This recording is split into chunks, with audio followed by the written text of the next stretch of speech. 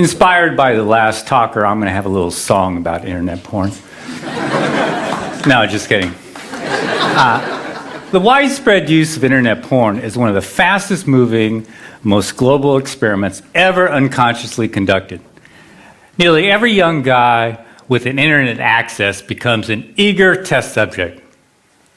Canadian researcher Simon Lajeunesse found that most boys seek pornography by age 10, driven by a brain that is suddenly fascinated by sex.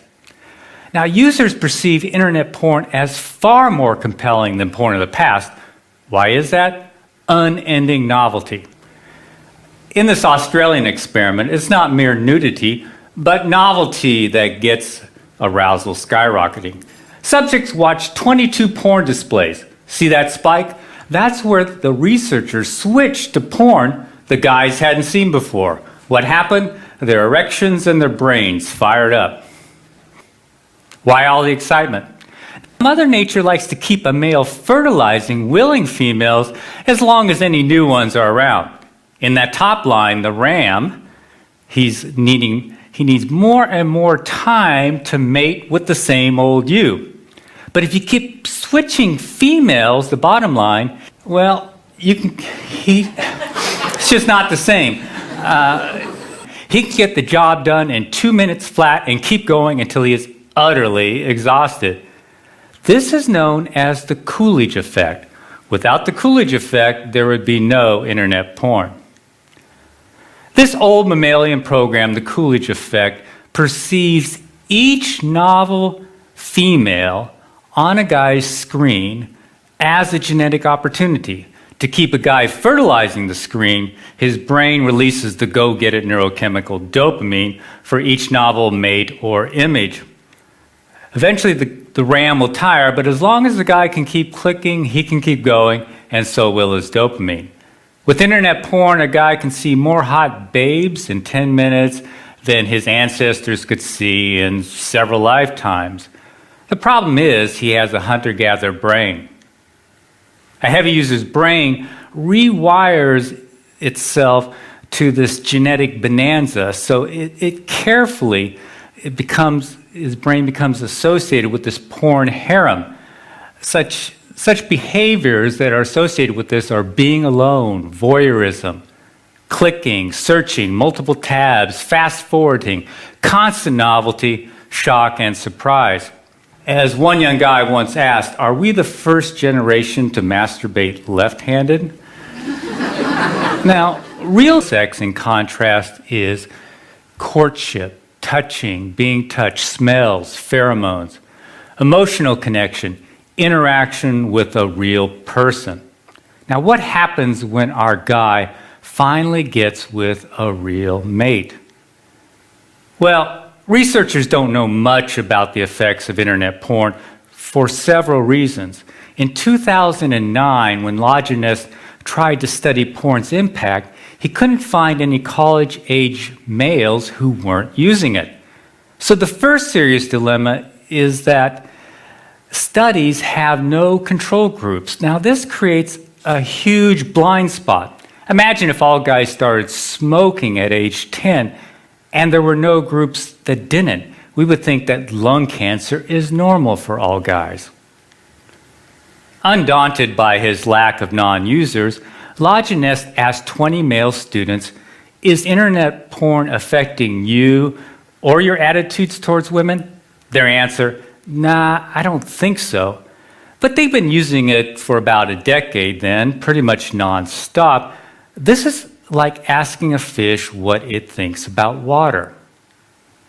Which brings us to a second problem.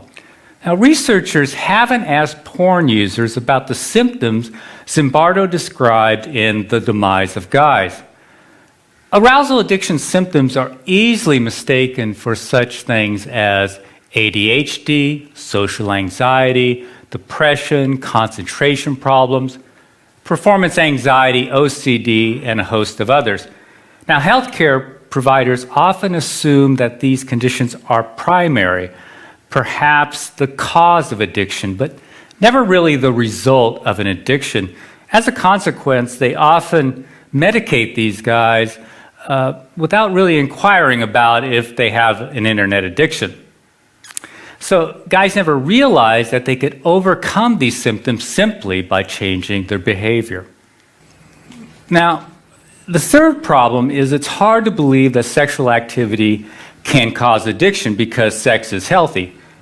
But internet porn is not sex. Internet porn is as different from real sex as today's video games are from checkers.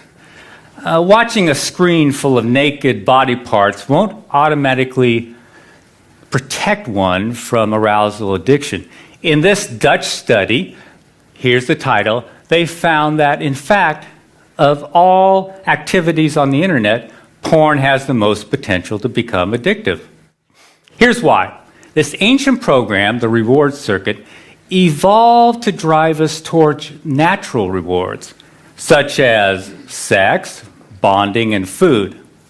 As a consequence, extreme versions of natural rewards have a unique ability to capture us.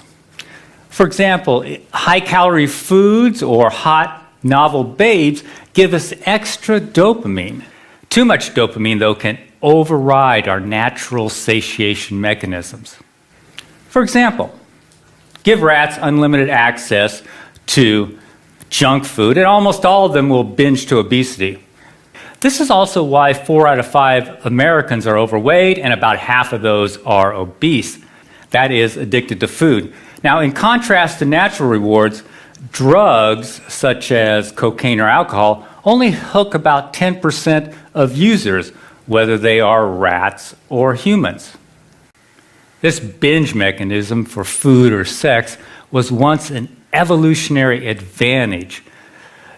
In essence, it is getting it while the getting is good. Now, you can think of wolves packing away 20 pounds of meat per kill, or it's mating season and you're the alpha male. What if mating season never ends? All those hits of dopamine can tell your brain to do 2 things. First, they say, man, you have hit the evolutionary jackpot. Second, they kick in a molecular switch called delta phos-B. I know it's a fancy word, but dopamine kicks in delta phos-B, and that starts to accumulate in the brain's reward circuit. Now, with excess chronic consumption of drugs or natural rewards, this buildup of delta phos-B starts to alter the brain and promotes a cycle of binging and craving. If the binging continues, the delta phos-B builds up and it can lead to brain changes seen in all addicts. So the dominoes are excess consumption, excess dopamine, delta phos-B, brain changes. One of the first changes is a numb pleasure response. It kicks in, and so everyday pleasures really don't satisfy a porn addict. At the same time, other physical changes in the brain make the brain hyperreactive to porn. Everything else in the porn user's life is sort of boring, but porn is super exciting. Finally, his willpower erodes as his frontal cortex changes. I can't emphasize this enough. All addictions share these same brain changes and the same molecular switch that kicks them in, delta phos-B. Now, scientists have used brain scans to measure these changes in drug addicts. Up here, these scans show a reduced pleasure response in drug addicts. These and several other changes have also been seen in gambling addicts, food addicts, very recently in video game addicts, and now in internet addicts. I apologize for filling up the slide with brain studies. Just notice the dates, but I want you to know that they exist. So far, all brain research points in only one direction. Constant novelty at a click can cause addiction. Now, we know this because when scientists examined former internet addicts, they found that these brain changes were reversing themselves. Unfortunately, none of these studies isolate porn users, but they do include them. Here's the game changer. At last, we have a group of guys who are no longer using internet porn. That's right, heavy users are voluntarily giving it up by the thousands. These guys are the missing control group in the great porn experiment. They're showing experts what changing one single variable can do. I call it the resurrection of guys, as opposed to the demise of guys. Now, before I continue, you probably want to know why any porn-loving guy in his right mind would give it up. 2 words: erectile dysfunction. Internet porn is killing young men's sexual performance. Now, Zimbardo said young guys are flaming out with women. This survey by Italian neurologists confirms what we have witnessed over the last few years. Now, sexual enhancement drugs often stop working for these guys if they ever did, because the problem isn't below the belt where Viagra works, nor is the problem really psychological. It's due to physical changes in the brain, those addiction-related changes. Their numb brains are sending weaker and weaker signals to their bananas. As Dr. Foresta says, it starts with lower reactions to porn sites, then there is a general drop in libido, and in the end, it becomes impossible to get an erection. There are 3 takeaways from this. First, Foresta is describing a classic addiction process, gradual desensitization. Second, internet porn is qualitatively different from Playboy. Widespread youthful ED has never been seen before. And finally, ED is often the only symptom that gets these guys' attention. The question is, what less obvious symptoms are they missing? Most don't figure that out until after they quit. Here's a guy in his late 20s. I've been to psychologists and psychiatrists for the last 8 years, have been diagnosed with depression, severe social anxiety, severe memory impairment, and a few others. Have tried Effexor, Ritalin, Xanax, Paxil, dropped out of 2 different colleges, been fired twice, used pot to calm my social anxiety. I've been approached by quite a few women, I guess due to my looks and status, but they quickly flew away due to my incredible weirdness. I've been a hardcore porn addict since age 14. For the last 2 years, I've been experimenting and finally realized that porn was an issue. I stopped it completely 2 months ago. It has been very difficult, but so far incredibly worth it. I've since quit my remaining medication. My anxiety is non-existent. My memory and focus are sharper than they've ever been. I feel like a huge chick magnet, and my ED is gone too. I seriously think I had a rebirth, a second chance at life. This is why pockets of guys are appearing all over the web, bodybuilding sites, sports sites, pickup artist sites, wherever men congregate. In essence, they are seeking a neurochemical rebirth. Here's a group on Reddit.com who call themselves Fapsternauts. Fapping is slang for solo sex, but what they really mean is giving up porn.